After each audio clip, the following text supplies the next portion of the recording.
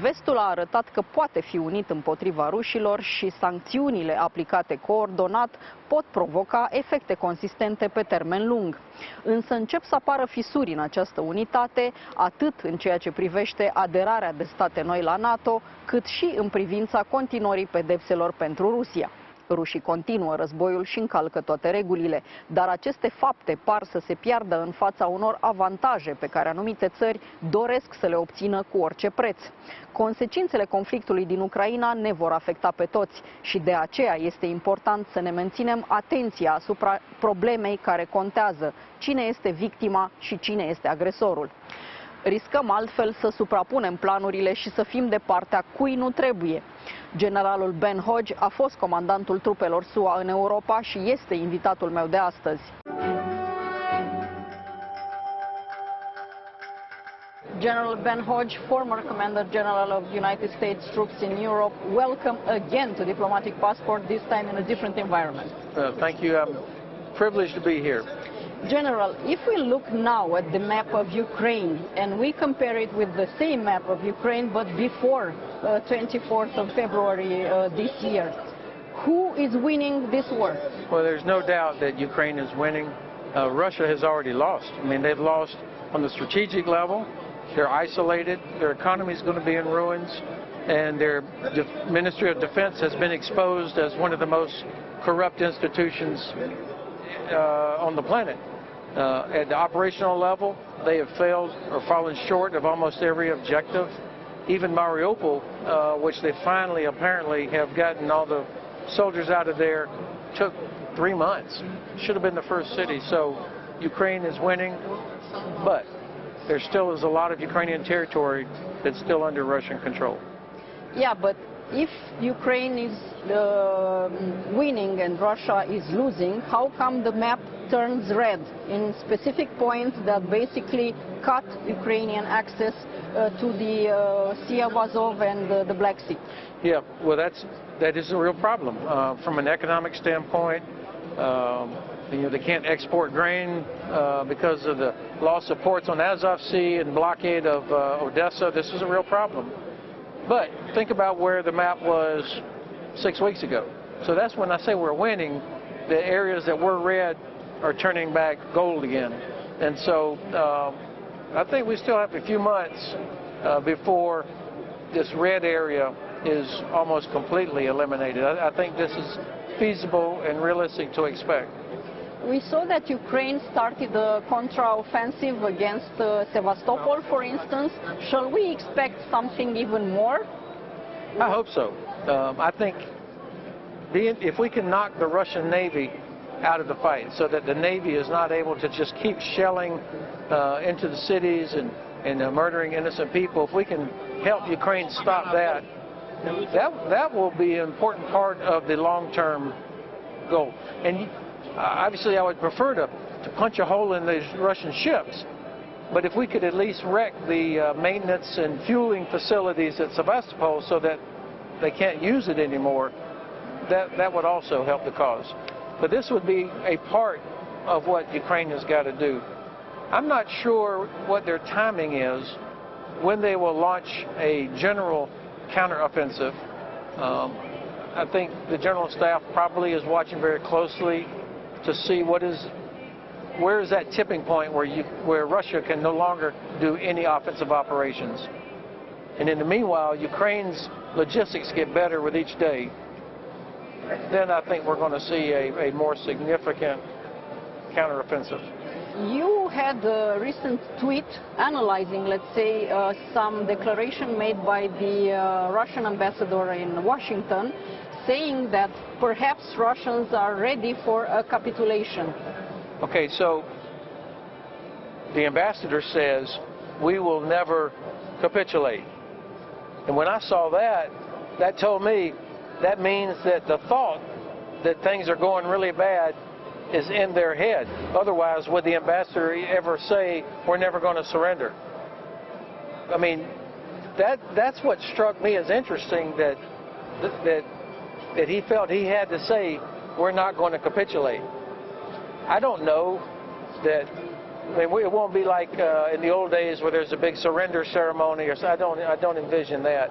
But I do envision that Ukraine will defeat Russian forces on the battlefield. Because the Russians are not going to say, okay, we've had enough. But they're going to have to be beaten, their military crushed before they are forced to leave. What does this look like? I'm not sure. But my sense is that the potential for Ukraine to really push them all the way back is by September is very real. Now, Crimea is a different story. That Crimea, for sure, is Ukrainian sovereign territory, but I don't anticipate that will be relieved by September. This is going to require a long-term commitment by all of us to never acknowledge Russia's annexation, and that this has to eventually be returned to Ukraine. And by the way, the 500,000 or so Ukrainians who were deported, they've got to be brought back home too. From those that are already in the hands of the Russians is also the famous Azov battalion. You said also that everyone must be very careful and look at what Russia is going to do with those military. Why Russia will stop to treat them at some point as prisoners of war? Since Russia already has a bad image in the world, why should it care? Exactly. That's why I'm so concerned that they will not show any restraint. We should not expect that they would show any restraint. They don't respect any international law. And because President Putin has said this whole war, or this special military operation, is about the denazification of Ukraine, now he has in his control several soldiers from Azov Battalion. And by the way, it was not only Azov Battalion in Mariupol. There was naval infantry, you had border forces, you had all kinds of people there. Azov Battalion, though, is who he's tried to vilify. And they've talked about them as treating them as terrorists. So this is why I'm worried that these soldiers are not going to be treated in accordance with law of armed conflict. They're going to be treated in some kind of different way. And that's why I think it's important that the United Nations and everybody else keep shining a bright light. Watch what happens to these soldiers. I am worried.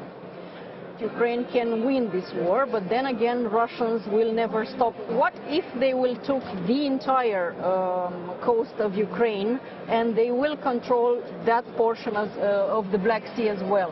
What this means for the rest of us that are riverine countries of the Black Sea? Okay, so let me say first, I don't believe they have the capability to do that anymore. In order to get to Odessa, they would have had to have taken total control of Kherson, which they don't have, and they would have to have gotten past Mykolaiv, which they were not able to do. Their Navy is not capable of doing the necessary amphibious operation. They can barely control Snake Island. I mean, that place is under a fight. So that's why I don't think that they can do it. But you ask an important strategic question. If they do get all the way to Odessa, obviously this isolates Ukraine from the Black Sea, which would totally ruin their economy. Secondly, it would pose a real threat for the rest of the Black Sea region. Moldova, obviously, Romania, Bulgaria, all the way up the Danube River, all of these areas would be affected by this. But Romania and Bulgaria, for instance, are NATO countries. That's right.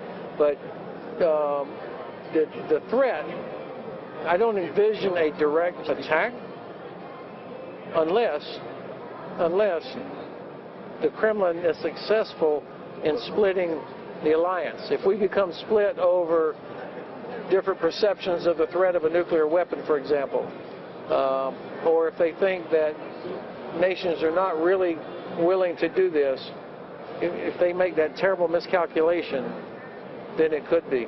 But it's a different story, Moldova. You know, I've been watching what's happening in Transnistria. The Russian forces that are there, it's a very small force. These are not, you know, highly trained VDV type troops, but still there's numbers. And if you can envision a scenario, and I'm sure that the Romanian General Staff and the Moldovan General Staff have thought about the possibilities. Those possibilities become more real if Russia were to get control of the entire coastline.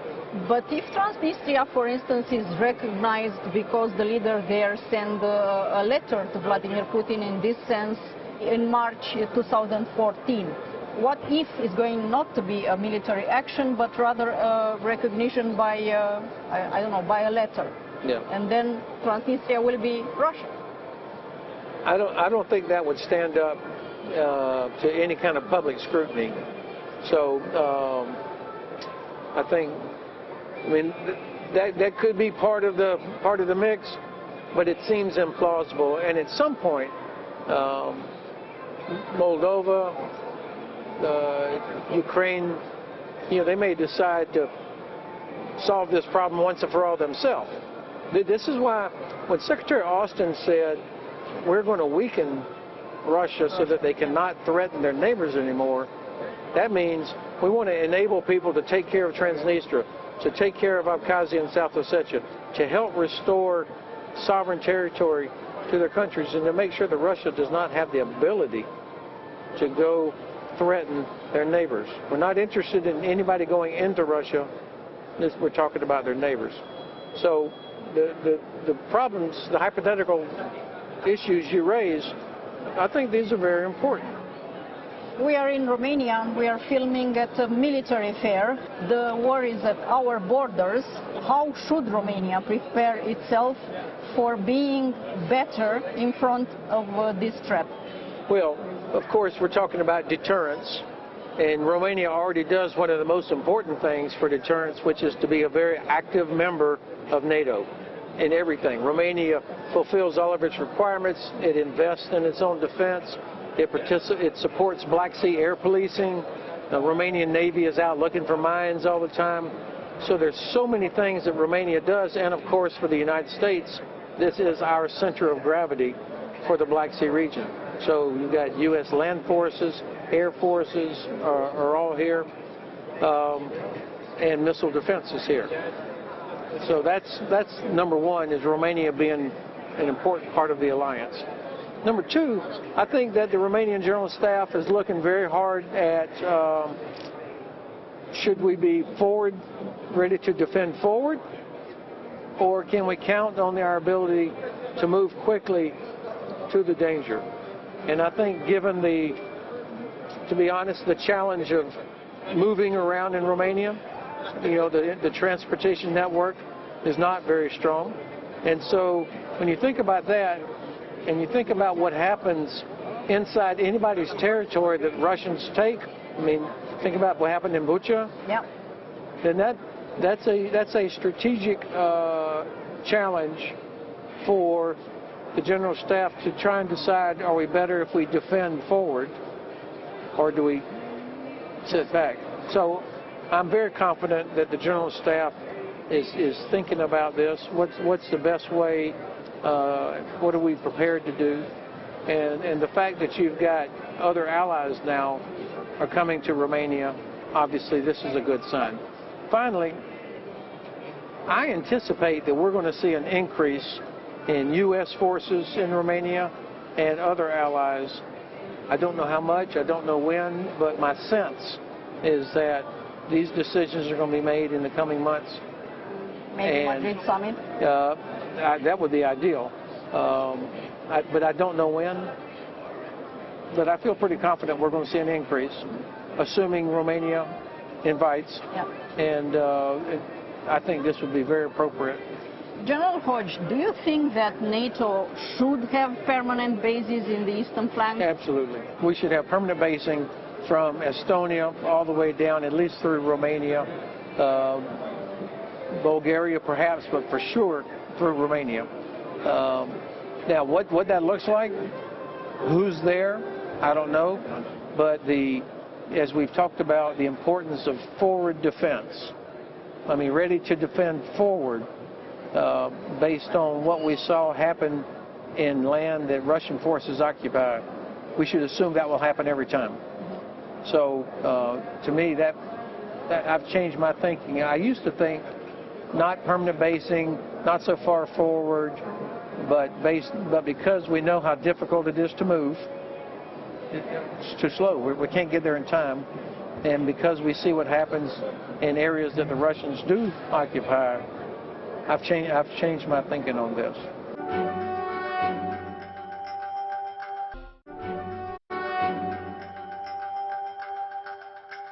We are talking about NATO. We have Finland and Sweden willing to become members of the alliance, but also we have countries like Turkey, which is quite important, not only for NATO, but especially for the Black Sea region, and also Croatia, saying that they will block this desire of Finland and Sweden.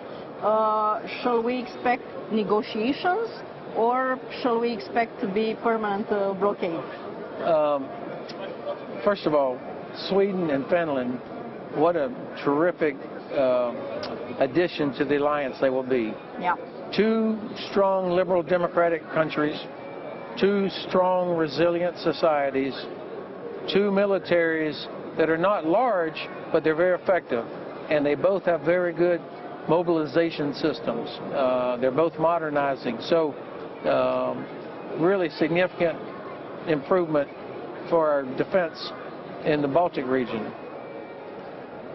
Turkey, the NATO ally since 1952. In this case, I think President Erdogan has a point. And I think he's expressing anger and frustration that the United States and the rest of NATO, or much of the West, do not respect or take serious their concerns about PKK. I mean, the United States, we gave weapons to YPG. That was a terrible mistake.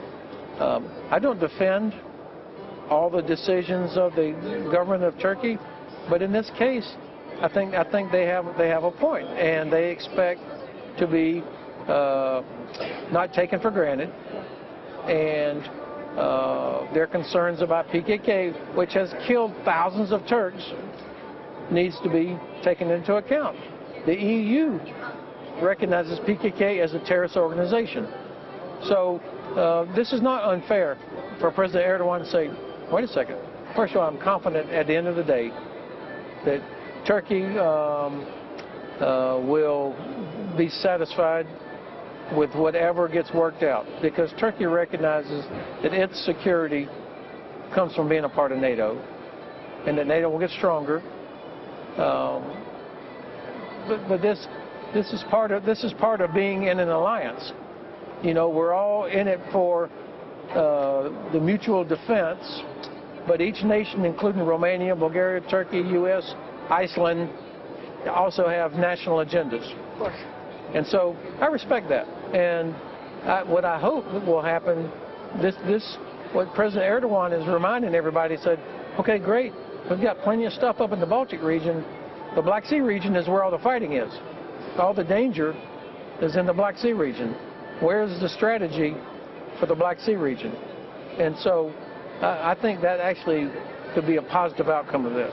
And the last question is also about Turkey, but this time in its relationship with Russia, because Turkey and Russia are still doing trade. Is it possible, let's say, via Turkey to have in Russia capabilities in order for Russians to re-improve their stock of military equipment? I don't think so. I think that Turkey,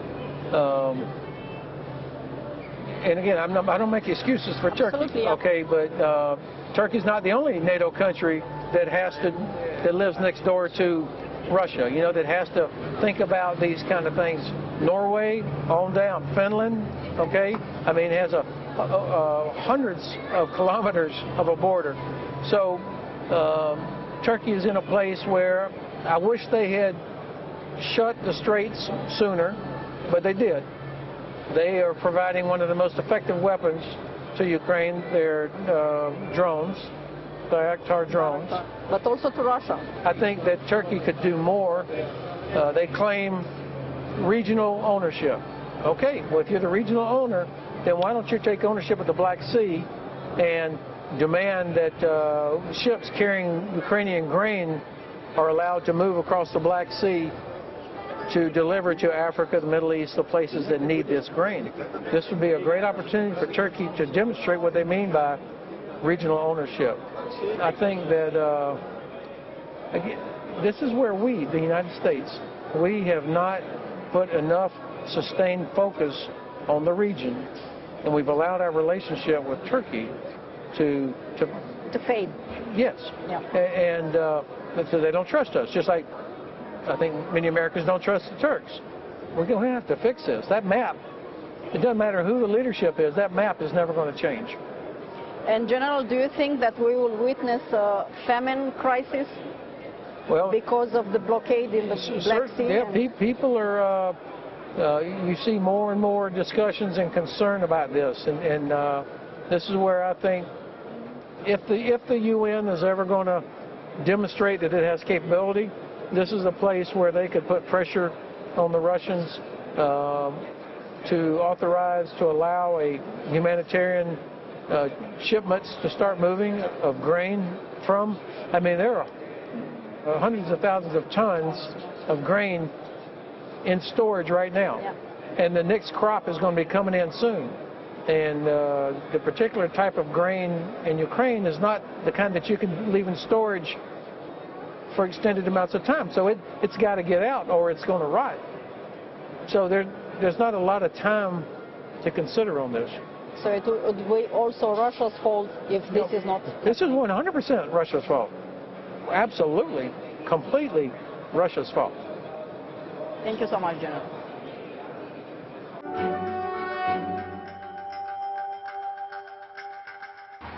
Atât pentru astăzi, dar rămânem în continuare online pe pagina de Facebook a emisiunii și pe contul nostru de Twitter. Revenim cu subiecte noi din lumea diplomației și a politicii externe, vinerea viitoare de la 11:30 și reluare sâmbătă după miezul nopții. La revedere!